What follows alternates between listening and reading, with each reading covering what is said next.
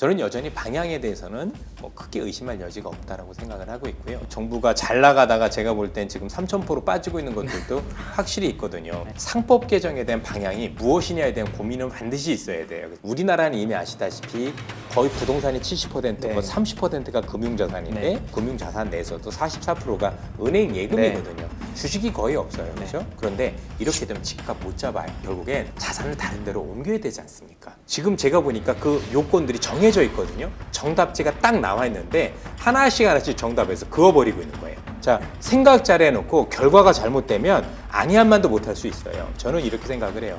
지금 그런 방향성과 관련해서 잘 갈 수 있게끔 조금 불협화음이 있다라고 하더라도 하는 게 두 개 중요한데 지금은 좀 올릴 수 있지만 궁극적으로 이 오른 게 오래 못 가고 또 나중에 고점에서 또 많이 내릴 거야. 이런 생각을 가지고 있으면 사람들이 중간에 팔고 그걸 못 살까요? 나 같아도 집 살 것 같은데 네. 그러면 부동산 살 사람만 더 만들어주는 꼴이 돼버린다고. 이게 두 마리 토끼를 다 잃을 수도 있는 거예요.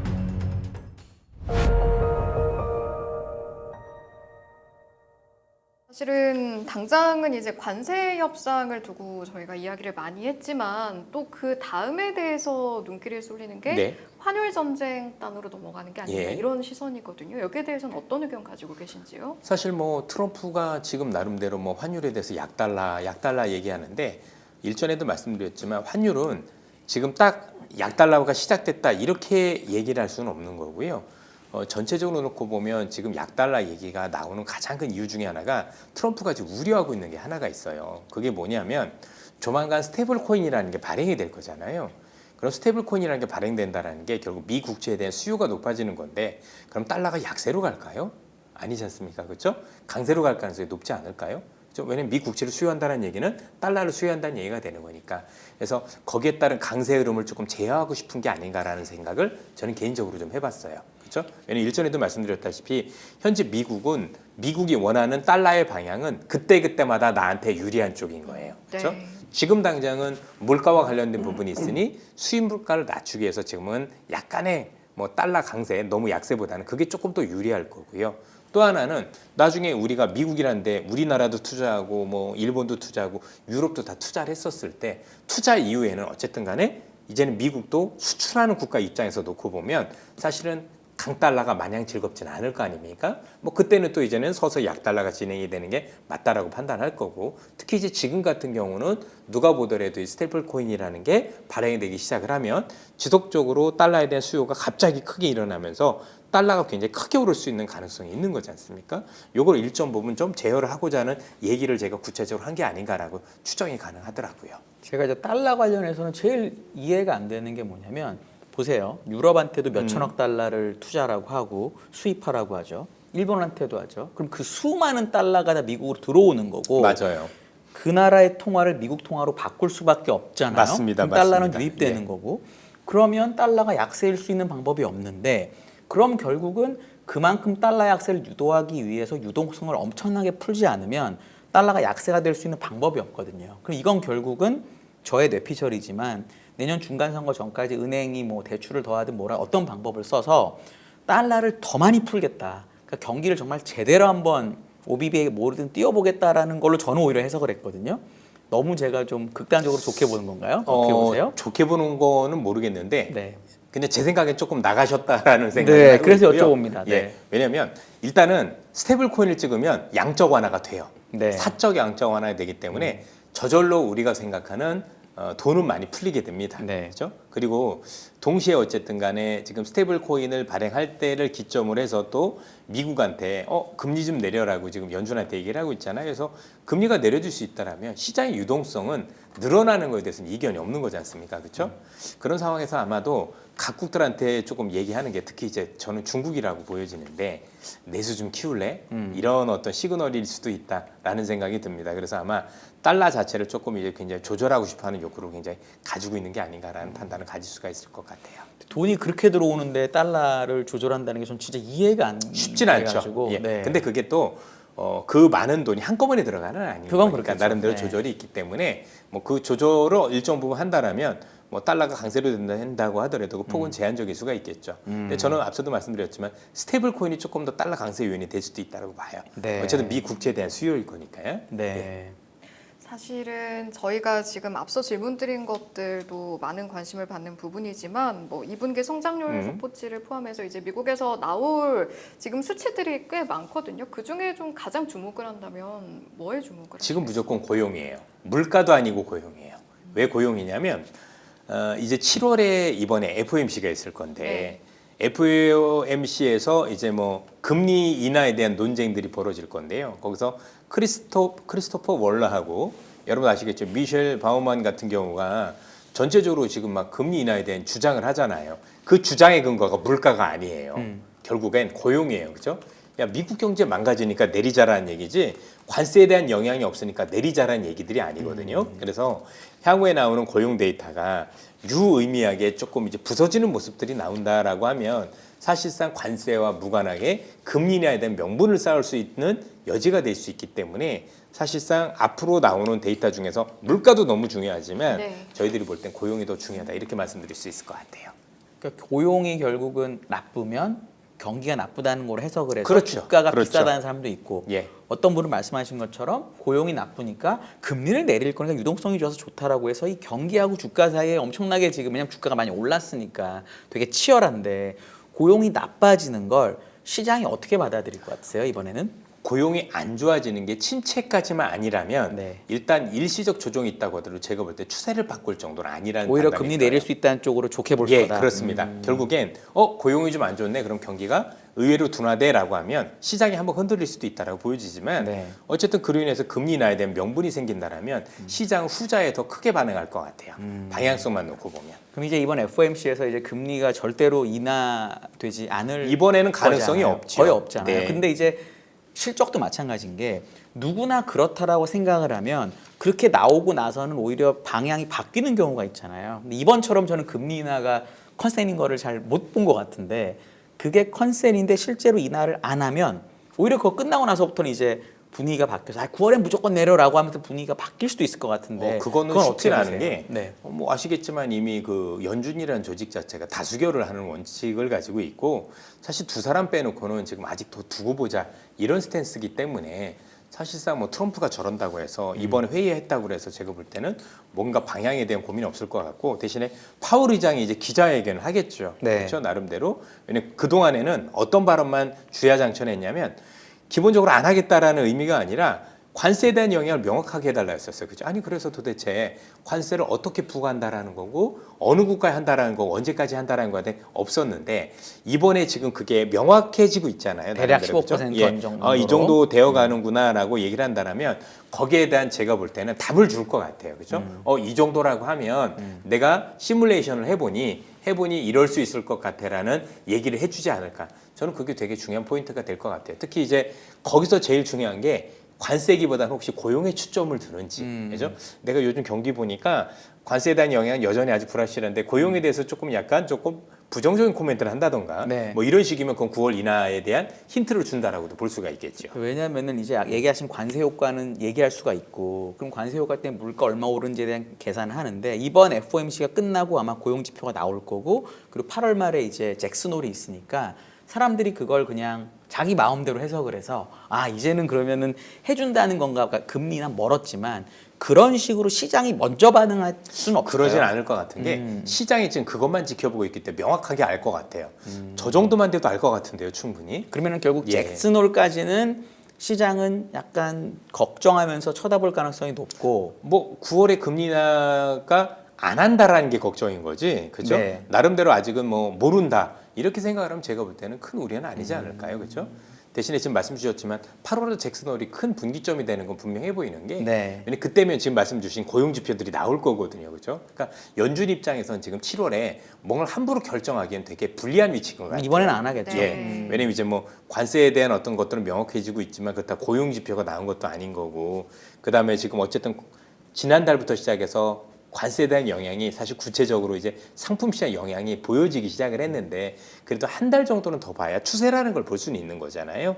그렇기 때문에 지금 뭔가 함부로 딱딱 이렇다 저렇다 얘기하기는 어렵지 않을까라는 생각이 듭니다. 네, 많은 것들이 확인된 이후에 시장은 또 어떻게 움직이게 될지 함께 지켜보시죠. 자, 이제 국내 시장 이야기로 다시 넘어가 보도록 하겠습니다. 앞서 이제 총평 여쭤보면서 그 4년 만에 코스피 최고치 나왔다라고 이제 말씀드리긴 했는데 항상 시장은 그 이유를 궁금해하는 것 같습니다. 앞으로도 좀 시원하게 뚫고 갈 수 있을지, 뚫고 갈 수 있다면 어떤 게 좀 기폭제가 될지요? 뭐 시원하다 안 하다 말씀드리긴 참 그런데 어쨌든 방향은 우상향으로 방향이 맞춰지고 있다라고 생각을 하고 있습니다. 뭐 전반적으로 이제 약간의 부침이 있고 뭐 그런다고 하더라도 제가 지난번에도 나와서 혹시 조정이 있다라면 이건 방향성 요인이 아니기 때문에 담는 게 맞다라고 말씀을 드렸고 그런 와중에서 여러분들 그 기간 동안에 보면 지수는 이렇게 올라왔어도 중간중간 지수가 급락했던 적도 며칠이 있었었고 또는 종목별로 보면 조정도 제법 받은 적들도 꽤 있었거든요. 그렇죠? 그래서 사실 무엇을 들고 있느냐에 따라서 되게 달라지는 시장이었지 않을까라고 생각이 드는데 저는 여전히 방향에 대해서는 뭐 크게 의심할 여지가 없다라고 생각을 하고 있고요. 어쨌든 지금까지 보여준 상법 개정에 대한 의지라든가 이런 점만 하더라도 제가 보기엔 주가가 여기서 추가적으로 달려갈 만한 여지는 충분히 보인다라고. 방향 말고 기울기는 어떨까요? 기울기는 잘 모르겠어요. 왜냐면 지금 정부가 잘 나가다가 제가 볼 땐 지금 3,000%로 빠지고 있는 것들도 확실히 있거든요. 이게 조금 말씀드려야 될 부분은 뭐냐면 상법 개정에 대한 방향이 무엇이냐에 대한 고민은 반드시 있어야 돼요. 그렇죠? 이게 주식하고 연결이 될 수 있다라고 보여지는 건데 결국엔 핵심적인 내용들이 저는 크게 어떻게 봤냐면 이번에 있었던 상법 개정 아니면 주식 시장에 대한 어떤 우호적인 스탠스 자체가 한국 시장에서 뭔가 이제는 자산이라는 걸 형성을 할 때 투자라는 개념이 우리나라는 이미 아시다시피 거의 부동산이 70%, 네. 30%가 금융자산인데 네. 그 30% 금융자산 내에서도 44%가 은행 예금이거든요. 주식이 거의 없어요. 그렇죠? 그런데 이렇게 되면 집값 못 잡아요. 뭐 대통령께 이번에 집값 잡힌다고요? 웃기지도 않는 소리예요. 그렇죠? 나중에 보세요. 그러면 결국엔 자산을 다른 데로 옮겨야 되지 않습니까?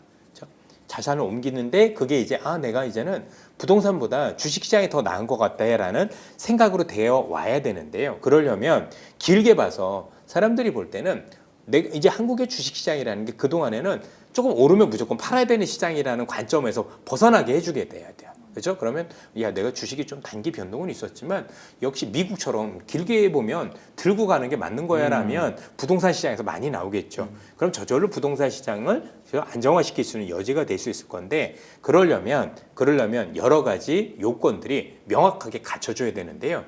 지금 제가 보니까 그 요건들이 정해져 있거든요. 정답지가 딱 나와 있는데 하나씩 정답에서 그어버리고 있는 거예요. 그렇죠? 요건 아니고 정말 저도 오랫동안 금융시장에 있었지만 있으면서도 불구하고 제도에 대해서도 항상 더 고민하고 항상 더 무엇이 부족한가 고민을 하는데 사실 국회의원분들은 주식시장에 대해서 제대로 몰라요. 그렇죠?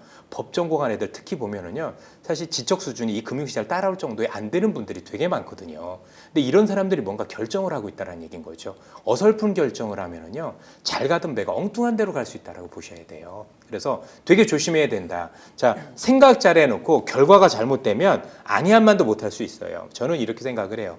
지금 그런 방향성과 관련해서 잘 갈 수 있게끔 조금 불협화음이 있다라고 하더라도 하는 게 두 개 중요한데 그렇지 않으면요 나중에 결국은 부동산 살 사람만 만들어주는 거예요. 왜냐면 결국 한국 보니까 역시 안 돼. 지금은 좀 올릴 수 있지만 궁극적으로 이 오른 게 오래 못 가고 또 나중에 고점에서 또 많이 내릴 거야. 이런 생각을 가지고 있으면 사람들이 중간에 팔고 그걸 뭐 살까요? 나 같아도 집 살 것 같은데 네. 그러면 부동산 살 사람만 더 만들어주는 꼴이 돼버린다고. 이게 두 마리 토끼를 다 잃을 수도 있는 거예요. 그러면 그래서 말씀 중에 죄송합니다만 그 이야기 나온 김에 사실은 저희 오늘 화요일 인포맥스 네. 라이브 시작하기 전부터 채팅창에 이제 우리 애청자분들께서 적으셨던 게 양도세 대조주 기준 50억에서 10억으로 변경하는 건 사실 여기에 굉장히 관심이 그럼요. 많으시거든요. 여기에 대한 의견은 부정적이죠. 그걸 좋다고 얘기할 사람이 있나요? 그러면 많은 분들이 얘기하실 거예요. 10억이면 내가 해당이 안 될 수도 있어라고 생각하는데요. 현재 나오는 법 대부분이 여러분들 이게 다 중산층을 무너뜨리는 거예요. 그렇죠? 물론 서민분들 입장에서는 나는 진짜 지금 100만 원도 힘들어라고 하실 수 있어요. 저도 이해합니다. 충분히. 그런데 여러분들 우리나라에서 흔히 얘기하는 민노총이라는 분들 직장 다니신 분들 연봉 적나요? 안 적어요. 그분들 그죠? 열심히 모으면 한 10여 년 정도 맞벌이해서 모이면 이 돈 못 모으시나요? 가능하잖아요. 그럼 그분들 이걸로 재테크도 하고 해야 될 거 아닙니까? 그럼 그런 분들이 만약에 세금이나 이런 것들 때문에 전부 다 그런 게 안 되면 향후에 중산층이 만들어지기 어려워지는 거예요, 되게. 그렇죠? 제일 중요한 건 우리 어려우신 정말 서민 여러분들이나 아니면 소상공인분들 살리는 것도 너무너무 중요한데요. 결국 국가가 부강해지려면 튼실한 중산층이 많이 만들어져야 돼요. 그리고 우리 서민분들께서도 내가 정말 열심히 땀을 흘려서 벌고 벌어서 투자를 했었을 때 그게 중산층으로 올라가고 또 나중에 그죠? 상류층 올라가서 사다리가 좀 만들어지는데 이걸 다 끊어버리는 거예요. 그렇죠? 그래서 너무 지금 시대가 어느 시대인데 아직도 그런 이상한 프레임에 주에 있는지 이해할 수가 없어요. 그렇죠? 그 프레임 자체가 중산층을 무너뜨리고 있는지 아는지는 모르겠습니다. 그렇죠? 모른다라면 국민 여러분들께서 채찍질 해주셔야죠. 가만히 있으면 여러분들이 손해가 되시는 거예요. 자, 이전에 이 관련 정책들 많이 있었잖아요. 그래서 지나 보니까 어때요? 그래서 서민분들이 훨씬 더 좋아지셨고 아니면 부자들이 정말 무너졌나요? 지금 더 빈부격차가 더 커졌잖아요. 결과가 그런 거예요. 여러분들 정책은 결과가 제일 중요한 거예요. 일도 중요한 게 아니에요. 정치는 의도가 아니라 결과예요. 그래서 그게 서민분들한테 도움이 됐고 그래서 중산층이 많이 유지됐으면 그렇게 해야죠. 그러나 그게 아니라면요. 빨리 바꿔줘야 되는 거예요. 여기에 대한 모든 피해는 제가 볼 때는 힘없는 저소득층이나 아니면 중산층만 보게 된다라고 말씀드리고 싶습니다. 그럼 요거와 관련해서 시장 얘기하기 전에 이제 또 코스닥에 있는 1, 2등 기업들이 이제 또 코스피로 간다는 얘기가 나오니까 결국 약간 코스닥이 그냥 계속 죽어 있는 시장처럼 될까봐 걱정하는 얘기가 오늘 또 나오더라고요. 그거에 대해서는 어떻게 좀 코스닥을 좋게 해주거나 이럴 수 있는 방법이 혹시 있을까요? 많이 있죠. 왜냐하면 코스닥 중에서 코스닥이 지금 있는 기업들이 넘어간다는 의미 안에는 약간의 어떤 그 뭐라고 해야 되나 여러 가지 술수들도 있겠지만 기본적으로는 여러분들께서도 코스닥 시장은 어떤 느낌이 드세요? 그죠? 보통 일반적으로 코스닥에 대한 어떤 느낌이 들려면 이 기업들은 중소기업이긴 하지만 되게 튼실하고 나중에 성장 가능성이 그렇죠. 높고 이래야 되는 거잖아요. 그렇죠? 그런데 그게 아니라 뭔가 2부 리그에 대한 느낌. 그렇죠. 그냥 2부 리그가 아니라 신뢰가 굉장히 없는 느낌. 이게 되게 중요한 거잖아요. 그러면 현재 코스닥 시장에 대한 신뢰를 살리기 위한 여러 가지 정책적인 보완들이 있어야 된다고 생각해요. 가장 중요한 게 뭔지 아십니까?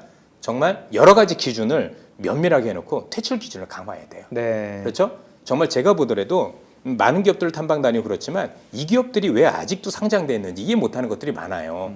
왜 그런 기업들 나중에 보면 엉뚱한데 악용이 되잖아요. 그러니까 대통령께서 이번에도 뭐 작전에 대한 의지라든가 그죠 주가 조작에 대한 그죠 여러 가지 체벌 의지도 바꾸셨겠지만 그만큼이나 중요한 게 제가 볼 때는 코스닥에 대한 상장도 의외로 제가 볼 때는 조금 더 원활해야 되지만 그렇죠. 퇴출에 대한 요건도 굉장히 그렇지. 강화를 해서 야 이게 정말 나쁜 짓을 하면 기업 자체가 정말 거덜이 날 수도 있겠구나라는 걸 전 보여줘야 된다고 생각해요. 그래서 투자자분들한테 아 코스닥은 정말 이런 자정작용들을 통해서 되게 신뢰를 받는 시장인 거고 이 신뢰를 통해서 내가 좋은 기업에 투자할 수 있는 시장이다는 걸 보여줘야죠. 그렇지 않으면 제가 볼 때 의미가 없어요. 왜 이걸 여지까지 손을 안 보는지 모르겠습니다. 뭐 그 기업 한다라고 악유가 있겠죠. 그죠? 주주분들 난리를 치고 그럴 텐데 그러니까 여러 가지 제도가 필요한 거예요. 그렇죠? 여러 가지 요건들을 명확하게 해주고 그 명확하게 해서 계속 경고를 줘야죠. 그렇죠? 이 기업은 이러니까 그렇죠? 쉽지 않을 거다. 여러 가지 경고를 줘야 돼요. 그러고도 안 나온 건 그건 본인 책임이에요. 그런 사람들까지 보호해주면 안 돼요. 그렇죠? 그러니까 다 항상 그런 거예요. 그럼 전 국민 다 구제해주죠. 뭐 전 국민 다 일자리 주고 우리 주택 다 주면 되잖아. 뭘 그래, 그렇죠? 알겠습니다. 제발 좀 신뢰를 찾을 수 있도록 정책 좀 바꿔줬으면 좋겠습니다. 네. 예. 코스피 주요 종목 이야기도 좀 하나하나 세세하게 해보면 먼저 삼성전자 이야기를 좀 해야 하는데 사실은 뭐 이제 좀 올라졌다라고는 하지만 예전에 한참 우리 동학개미들 한꺼번에 들어올 때 들어온 분들을 생각하면 아마 이제 겨우 본전 찾으신 분들도 많을 거거든요. 숨통이 튀었다라고 할 만한 상황인지 어떻게 평가하시겠습니까? 일단은 굉장히 고마운 일입니다. 왜냐하면 저 역시도 전자 때문에 굉장히 힘들었었고 그래서 저도요. 제가 여러 차례 방송을 통해서도 네. 전자에 대해서 불편한 얘기를 했던 것도 사실이잖아요. 그렇죠? 그래서 제발 좀 신뢰 있는 얘기만 좀 했으면 좋겠다라는 쓴소리도 좀 했는데 어쨌든 그래서 제가 여러 차례 걸쳐서 전자는 보여줄 필요가 있다는 말씀을 드렸던 것 같아요. 네. 그렇죠? 근데 저는 일단은 보여줌의 시초라고 생각을 해요. 어쨌든 파운드리에서 뭔가 수주를 받았다라는 그렇죠. 건 그것도 개선의 좋은 가능성이 기업한테, 높은 거예요. 좋은 예. 기업한테. 왜냐면 이제 아직까지는 그동안에 신뢰가 없다고 하지만 수주를 받아서 하다 보면 수율도 개선이 돼요. 그렇죠. 기술도 되고 안 하면 더 도태되는 건데 어쨌든 저는 개선에 대한 돌파구를 만들었다고 생각을 하고 받았으니 이를 통해서 뭔가 새롭게 그 돌파할 수 있는 어떤 개선의 어떤 기회를 만들었으면 하는 바람이 있는 거고요. 국민의 한 사람으로서 삼성전자가 잘못됐을 때 누가 좋아하겠습니까? 우리나라 대표 기업인데 그죠? 옛날에 얼마나 그 가슴 뛰는 기업이었나요, 그죠? 이렇게 망가진 게 너무나 아쉬웠던 거잖아요. 어쨌든 간에 주가 측면에서 놓고 보면 저는 유의미하다고 생각을 하는 게 다른 것보다도 전자가 지금 이렇게 심하게 굉장히 어려웠던 이유 중에 하나는 뭐냐면 신뢰가 너무 무너졌던 건데 지금도 제가 볼 땐 신뢰가 다 찾아졌다라고 보여지진 않아요. 하지만 우리가 봤었을 땐 이런 수주 하나로 인해서 그동안 너무 극심하게 저평가됐던 구간들은 벗어날 수는 있을 것 같아요. 왜? 전자가 아무리 나쁘게 보더라도 싸긴 싸요. 그러니까 그냥 싼 게 아니라 너무 싸요. 그래서 이 부분만 탈피한다고 하더라도 제가 볼 때는 주가 측면에서도 나쁘지 않을 거라고 생각이 들어서 저는 어쨌든 간에 좋은 계기가 됐다라고 생각을 하고 전자에 대해서는 일단은 뭐 그동안에 너무 부정적이었던 시각을 조금 거두는 게 맞지 않을까. 그래서 일단 하나를 보여줬으니 추가적으로 할 수 있는데 더 지켜보면서 한번 응원하자. 저는 이렇게 말씀드리고 싶습니다. 이게 삼성전자가 뭐 안 올랐다 하지만 5만 원 기준으로 보면 뭐 그래도 어쨌든 40% 정도가 올라. 물론 40%라고 해봤자 증시랑 비슷하게 오른 거기 때문에 많이 오른 건 아니지만 그래도 오름폭이 좀 되잖아요. 근데 이제 이번에 이거에 대해서 부정적으로라기보다는 좀 안 좋게 보시는 분들은 저가 수주일 거기 때문에 실적에는 큰 도움이 되지 않을 거다. 그래서 실적이 나올 때 나쁘게 되면 오히려 파운드리 때문에 주가 오른 거는 요번에 오른 거로 끝이다. 이렇게 보는 뷰도 있더라고요. 결국은 HBM이 돼야 실적이 난다라고 얘기하는 사람도 있는데 이거에 대해서는 대표님 혹시 어떤 의견이세요? 사실 뭐 굉장히 응당한 지적이라고 생각을 해요. 나름대로는 그 가능성도 없잖아 있지만 일론 머스크가 분명히 뼈 있는 얘기를 했거든요. 이걸로 끝나지 않을 것이다. 그렇죠. 자 그러면 지금 수준은 왜 저가로 했겠어요? 아직은 수율에 대한 들어가야 부분들이 되니까. 여전히 있으니까 그런 거예요. 그렇죠? 그러면 나중에 수율 좋아도 과연 저가에 수주할까요? 아니거든요. 제가 정확하게 내막은 알 수 없지만 이번에 전자 수주 안에는 전자가 열심히 했다라는 것도 존재를 했겠지만 사실 TSMC의 캐파가 없던 것도 작용을 했을 거라고 판단이 돼요. 그죠? TSMC한테 테슬라가 갔더니 야 나는 못 만들어줘. 나 지금 허덕여서 내 거 지금 소화하기도 바빠. 그래서 전자한테 갔더니 그렇죠? 이랬을 수도 있는 거거든요. 그렇죠. 전반적으로 놓고 봤었을 때. 근데 이를 통해서 전자의 수율이 개선되면은요. 전자로 수주될 기업들이 많아요. 지금 여러분들이 우리가 사람들이 잘 몰라서 그렇지. 그죠? 전자가 수율만 잘 나오고 잘하기만 하면 내가 정말 너한테 다 맡길게라는 기업들이 지금 줄을 서 있어요. 줄을 서 사실은. 있죠. 맞습니다. 왜냐면 그만큼 파운드리 시장이 크단 말이에요. 그죠? 근데 우리가 스스로 못 받고 있었던 건데 그게 바뀌어진다면 의외상황이 될 수도 있는 거죠. 그래서 이번에 받은 게 되게 중요한 게 그로 인한 어떤 수율 개선, 어떤 기술력의 어떤 진보가 있다라고 보면 현재 저가 수주를 받은 거에 대해 초점을 맞출 게 아니라 향후 추가 수주가 있을 수 있다라는 것, 향후 추가 수주가 됐을 경우는 당연히 이익률이 올라갈 수 있다라는 것, 그럼 거기에 대한 거는 기술력에 대한 신뢰가 쌓인다는 걸 볼 수 있는 거니까 이걸 부정적으로 보실 필요는 없는 것 같아요.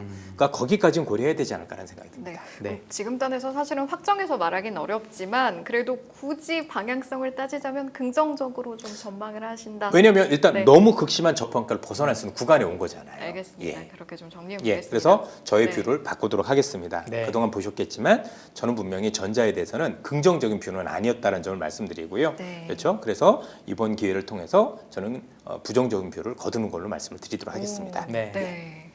거두는 게 사실 큰 의미가 있는 거죠. 있죠. 그럼요. 예. 알겠습니다. 삼성 이야기 했으니까 SK 하이닉스 이야기도 좀 해야죠. 해봐야 되는데 하이닉스는 사실은 다시 방향성으로 따지자면 26만 선으로 내려온 건데요.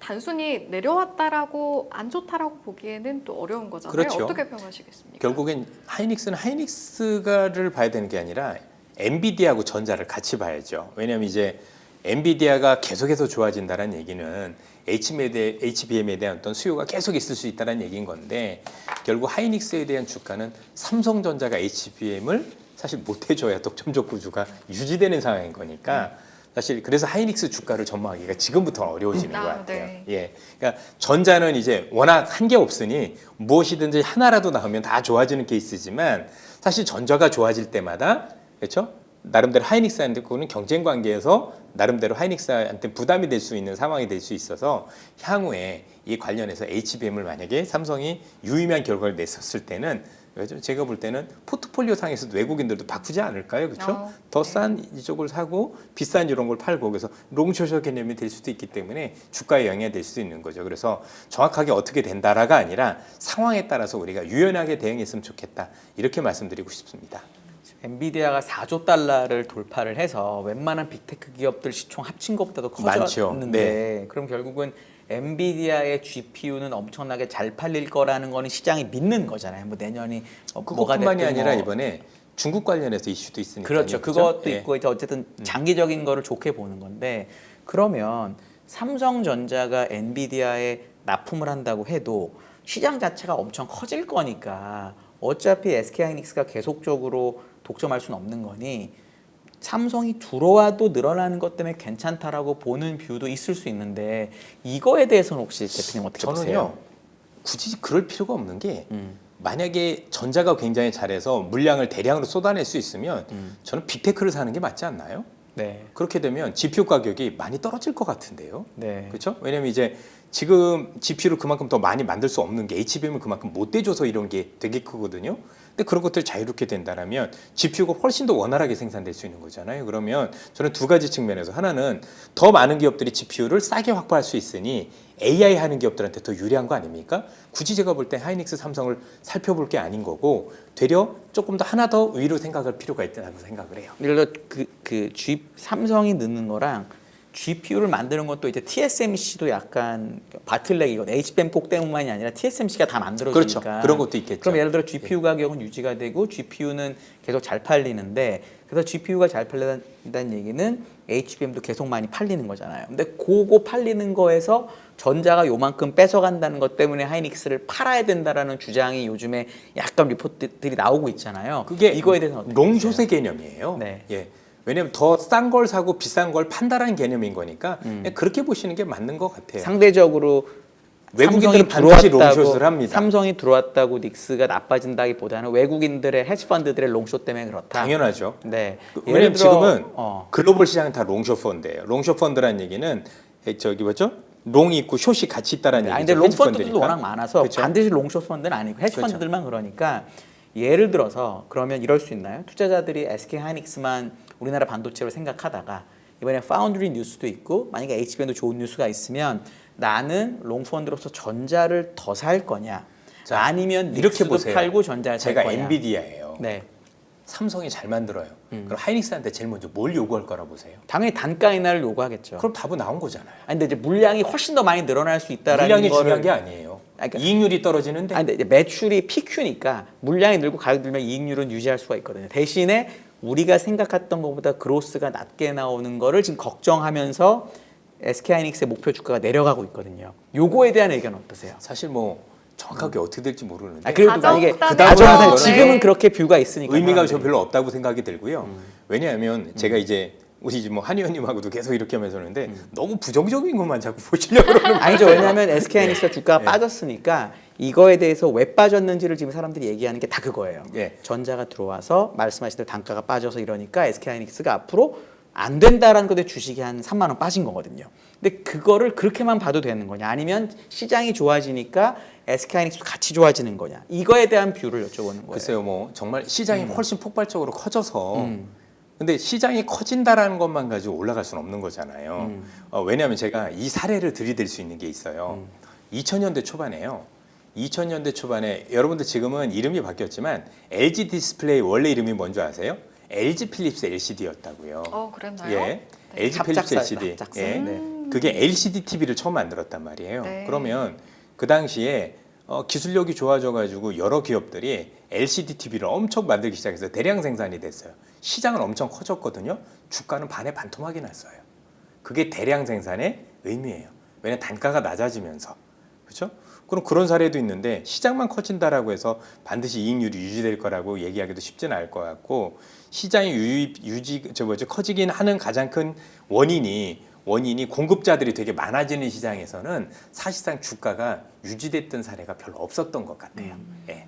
그래서 그럼 물론 이제 반드시 꼭 그럴 거라고는 생각지는 않지만 어쨌든 간에 그 사례는 한번 우리가 곱씹어볼 필요는 있다는 말씀드리고 그러면 싶어요. 저희가 반도체 이야기를 좀 한참 했으니까 사실은 조방원 외친 지가 오래됐는데 분위기가 이렇게 좀 넘어온다면 수급 자체가 좀 많이 이동할 가능성도 있을지. 아니요, 없죠. 없나요? 여전히 좋은데 뭘 굳이 그걸 팝니까? 아. 여러분들 그 기업들 지금 팔아서 좋아하셨던 적이 있나요? 계속 못 사기만 하셨잖아요, 결국엔. 그렇죠? 큰 그림 보고 그냥 가야죠. 저는 단기 흐름에 그렇게 여러분들이 연연하실 필요는 없다고 생각이 들어요. 대안이 있나요? 전혀 없지 않습니까? 우리 지난번에도 우리 조선 한번 설전했던 적이 있잖아요. 네. 그 뒤로 계속 신고가입니다. 그렇죠? 예. 요 말씀만 좀 드려야 될 것 네, 같아요. 네. 요즘 제 이름을 사칭을 해서 아. 굉장히 뭐 그건 또 불법적인 나쁜 행동하는 사람들이 사람들이 많은데 네. 저는 그런 걸 하지 않는다는 말씀을 드리고, 그리고 오늘 말씀드렸던 종목에 대한 비유는 제 개인적인 생각이니 뭐 절대 매수이거나 매도 추천 이런 거 아니라는 점을 좀 분명하게 말씀을 드립니다. 그러면 대표님 요거 예. 한 번만 더 강조해 네. 주시는 게 뭐 카톡에 그러니까 정확히 얘기해 주시는 게 없어요. 아예 아무것도 안 하신다는 예, 거죠. 아무것도 안 해요. 절대로 예. 안 하신다는 저는 거. 리딩방 이런 것도 안 하고 돈 내고 뭐 해주세요 이런 것도 없어요. 예. 네, 알겠습니다. 이거 되게 중요한 얘기라서 네. 보시는 분들은 우리 이산업 대표님은 절대로 유료 무슨 방이나 이런 거 안 하신다니까 절대 속으시면 안 된다. 저희 친척분도 당하셨어요. 그러니까 저희 친척분이 제가 있는 방이라고 해가지고 아. 저한테 직접 전화 안 하시고 나중에 이런 분도 계셔가지고 아. 저희 피부치도 당할 정도니까 네. 아유 너무 안타까워서 예. 알겠습니다. 이건 정말 중요한 말씀이네요. 네, 거듭 강조해 주셨으니까 여러분 참고해 주시고요. 저희 이제 진짜 보내드리기 전에 마지막 질문 하나 드리고 보내드리도록 하겠습니다. 사실은 저희가 일부 시작을 빅 이벤트에 대한 어떤 예. 의견이나 상황 정리로 이제 일부를 시작을 했는데요. 빅 이벤트 앞두고 우리 개인 투자자분들 이번 주 좀 어떻게 나시면 좋을지 투자 기준점을 좀 잡아주고 가신다면 어떤 조언해 주실 수 일단은 있을까요? 빅 이벤트라고는 하지만 전체적으로 이게 방향성 요인들은 전부 아니에요. 예, 이벤트는 맞고 변동성 요인이면은 분명하지만 현재 가장 큰 방향은요. 우리가 지금 다 잊고 있어서 그렇지 미국이 어떻게 바뀌어가지가 가장 큰 이벤트고요. 한국의 금융시장이 어떻게 변해가지가 가장 큰 이벤트예요. 그렇죠? 이 이벤트 외에 나머지 것들은 우리 표현으로 그냥 쓰기다시예요. 그래서 안 먹어도 그만인 거니까 사실은 너무 여기에 대해서 연연하실 필요는 없다. 너무 그렇게 방향을 두실 필요는 없고 계속 미국이 가고자 하는 길은 뭐고 그 가고자 하는 길 속에서 우리가 수혜가 되는 기업들은 어떤 기업인지 팔로우해 보실 필요가 있고 또 우리 금융시장의 변화도 있을 거잖아요. 또는 3급 개정을 통해서 체질 변화도 시도하고 있는 거잖아요. 이게 제대로 가고 있는지 그렇죠? 제대로 가고 있는지 살펴볼 필요도 있는 거고 또 하나는 이렇게 됐을 경우 어떤 게 수혜가 되는지 거기에 대한 고민을 더 하시는 게 더 중요하다고 생각을 합니다.